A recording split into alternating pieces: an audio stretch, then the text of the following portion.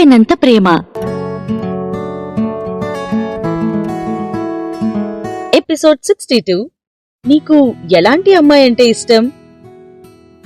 పవిత్ర చంద్రమౌళికి birthday wishes చెప్పి విజయ్ పక్కన సీట్లో వెళ్లి కూర్చుంటుంది. వాళ్లకి ఆపోజిట్ గా సూర్య కూర్చుని ఉంటాడు. సూర్య విజయ్ పక్కన కూర్చుని ఉన్న అబ్బాయిని పరీక్షగా చూసిన తర్వాత అతను రీహాబిలిటేషన్ సెంటర్ కి విజయ్ తో వచ్చిన అమ్మాయి మధుశ్రీ అని గుర్తుపడతాడు. మధుశ్రీ ఇక్కడికి రావడానికి ఇలా గెటప్ చేంజ్ చేసుకుని వస్తుందని సూర్య ఊహించలేదు. ఎక్కువ ట్రబుల్స్ రాకూడదని బాగానే ఆలోచించింది, క్లెవర్ గర్ల్ అని సూర్య మనస్సులో అనుకుంటాడు. రోషిని కావాలనే అందరి ముందు, విజయ్ నువ్వు ఇంత లేటుగా ఎందుకు వచ్చావు? తాతయ్యకి గిఫ్ట్ తీసుకుని వచ్చేసరికి లేట్ అయిందా? ఏం గిఫ్ట్ తీసుకుని వచ్చావు చూపించు, మా అందరికీ చూడాలనుంది అని విజయ్ని అడుగుతుంది. రోషిని మాటలు విని అందరూ క్యూరియస్ గా ఫీల్ అవుతారు. అందరికీ విజయ్ తన తాతగారి కోసం ఏం గిఫ్ట్ తెచ్చాడో తెలుసుకోవాలని ఉంటుంది. ఎంతైనా ప్రియమైన మనవడు కదా. పెద్ద మనవడు 20 లక్షల విలువ గల జేడ్ బ్రాస్లెట్ తెచ్చాడు. చిన్న మనవడు ఏం తెచ్చాడో చూడాలి మరి. ఖచ్చితంగా సూర్యాబాబు తెచ్చిన బ్రేస్లెట్ కన్నా విలువైనదే అయి ఉంటుంది. అంటే కనీసం 30 లక్షల విలువ గల గిఫ్ట్ అయినా తెచ్చి ఉంటాడు. విజయ్ చూపించు నువ్వేం తెచ్చావో అంటూ అక్కడికి వచ్చిన గెస్ట్ అందరూ అడుగుతారు. అందరూ విజయ్ తాతయ్యకి గిఫ్ట్ ఎప్పుడు ఇస్తాడా అని ఎదురు చూస్తున్నారు. విజయ్ కామ్గా అతని కాళ్ల మీద ఉన్న బాక్స్ ను ఓపెన్ చేస్తాడు. అందరూ ఆతృతగా పెద్ద పెద్ద కళ్లతో ఆ బాక్స్ లో ఏముందో అని చూస్తారు. పవిత్ర విజయ్ కి బాక్స్ ఓపెన్ చేయడంలో సహాయం చేస్తుంది. విజయ్ వెంటనే ఆ బాక్స్ ను చంద్రమౌళికి అందిస్తూ, తాతయ్య ఈ రోజు నీ పుట్టినరోజు, కానీ నేను నీకోసం విలువైన గిఫ్ట్ తీసుకురాలేకపోయాను. నేను నీకోసం బర్త్డే కేక్ మాత్రమే తెచ్చాను అని ప్రేమగా అంటాడు. బర్త్డే కేక్ మాత్రమేనా? Oh my God!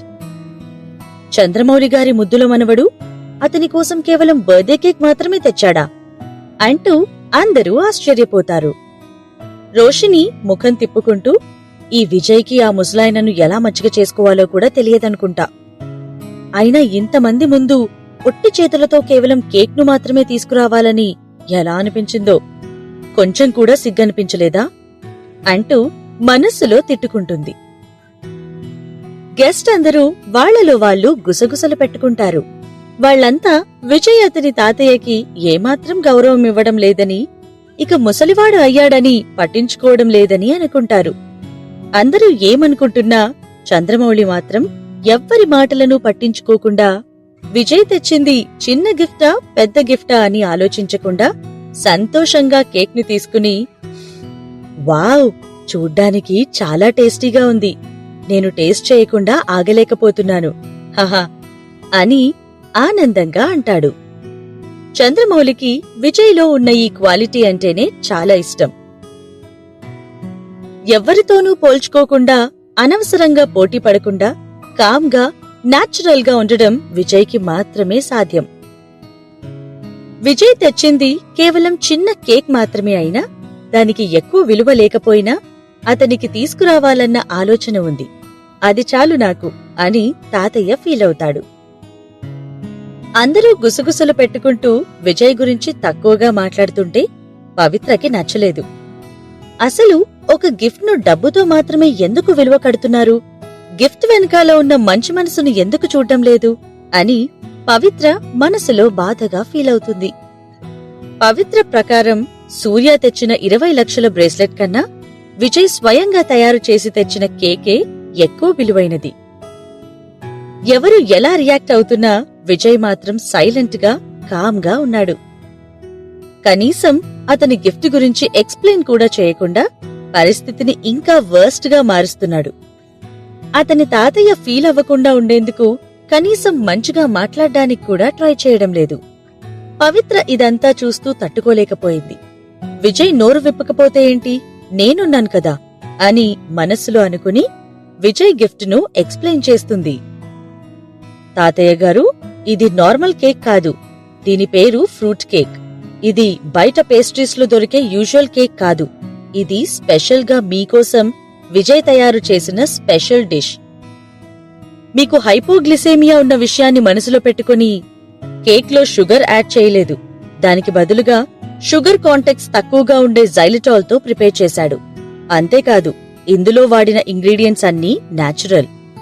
ఎలాంటి ఆర్టిఫిషియల్ అడిక్టివ్స్ లేకుండా హెల్దీ ఫ్రూట్స్తో ప్రేమతో చేసిన ఫ్రూట్ కేక్ ఇది.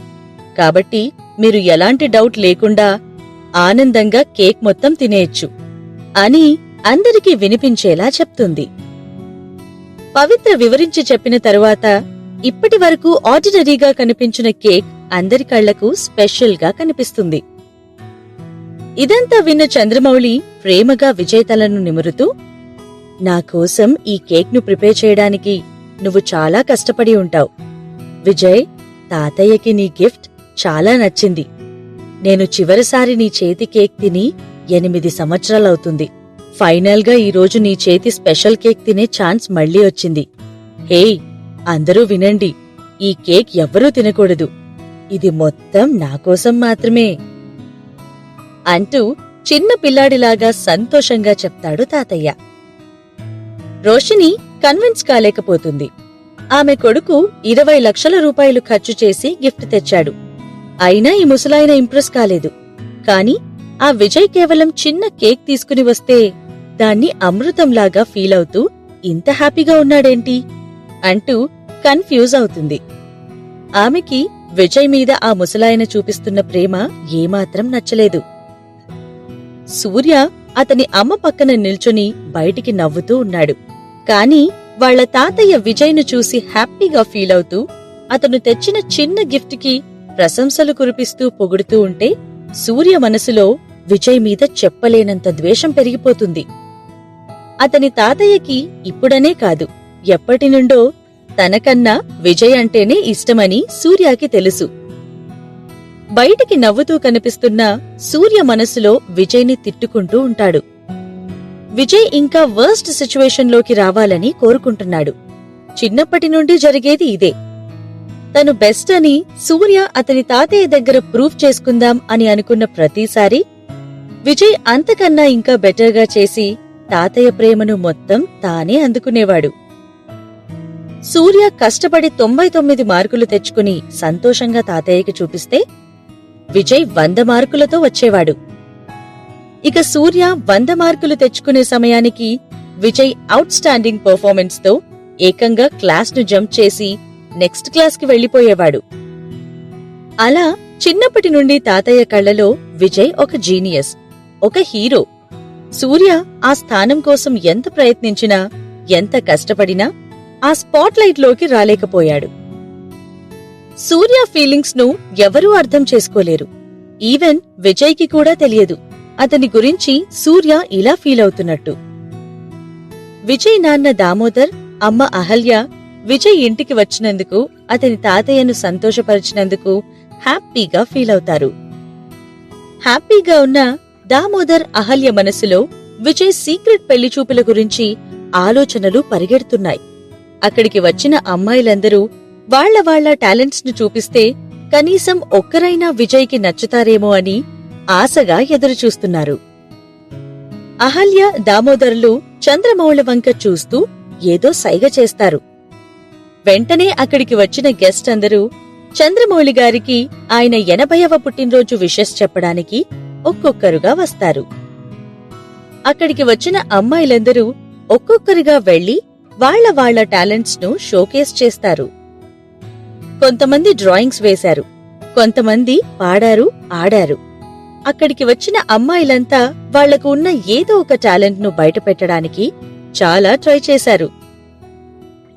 విజయ్ అంతా సైలెంట్ గా చూస్తూ ఇవన్నీ సూర్య కోసం ఏర్పాటు చేసినవి అని అనుకుంటాడు. పవిత్ర కూడా విజయ్తో పాటు అందరి పర్ఫార్మెన్స్ ని చూసి, హే, నీకిది చూస్తుంటే స్వయంవరంలాగా అనిపించడం లేదా? మహారాజు అతని రాణిని సెలెక్ట్ చేసుకుంటున్నట్టు అంటూ జోక్ చేస్తుంది.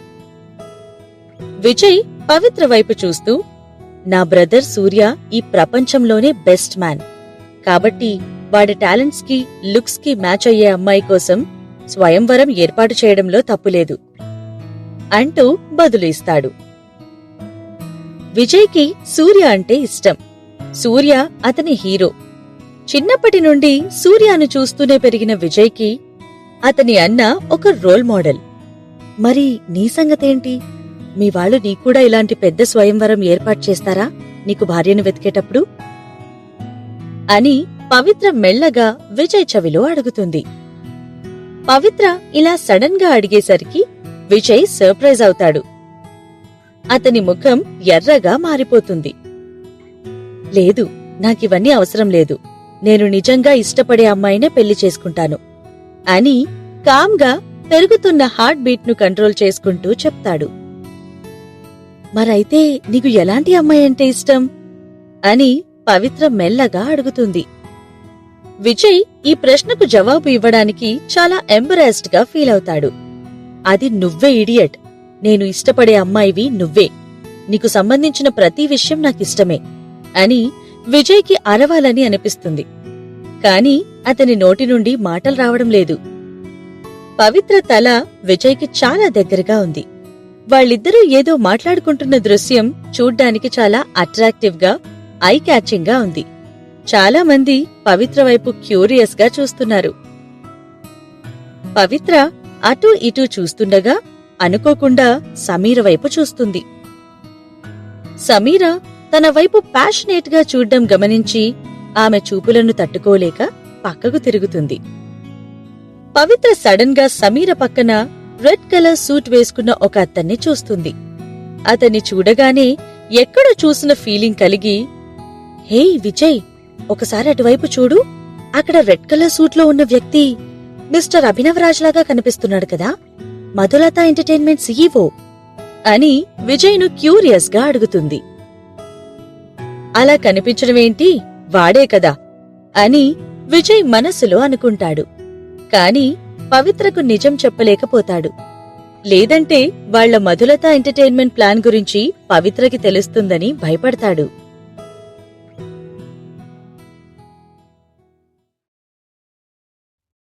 ఉప్పెన